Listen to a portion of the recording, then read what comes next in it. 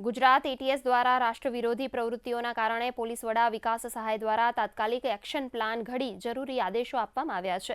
તેમણે ગત 30 વર્ષમાં રાષ્ટ્ર વિરોધી પ્રવૃત્તિઓના ગુનામાં પકડાયેલા આરોપીઓનું સઘન વેરિફિકેશન કરીને ડોઝિયર તૈયાર કરવાની કામગીરી 100 કલાકમાં પૂર્ણ કરવા તાકીદ કરી હતી.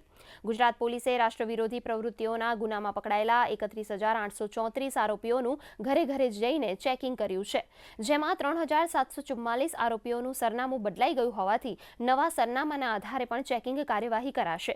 બાદમાં હવે બીજા તબક્કામાં રાજ્ય બહારના આરોપીઓનું ચેકિંગ કરી તેમના ડોઝિયર તૈયાર કરવામાં આવશે, પણ એ માટે પણ ખાસ SOP તૈયાર કરીને સઘન કાર્યવાહી કરવામાં આવશે.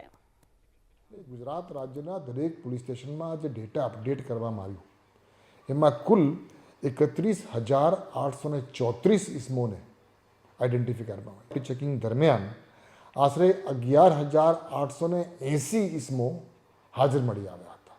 એટલે આમ જોવા જઈએ તો આશરે 37% જે આપણી ડેટાબેઝ હતી એમાં જે આરોપીઓને ચેક કરવામાં આવ્યું એ તમામે તમામ ત્યાં હાજર મળ્યા હતા.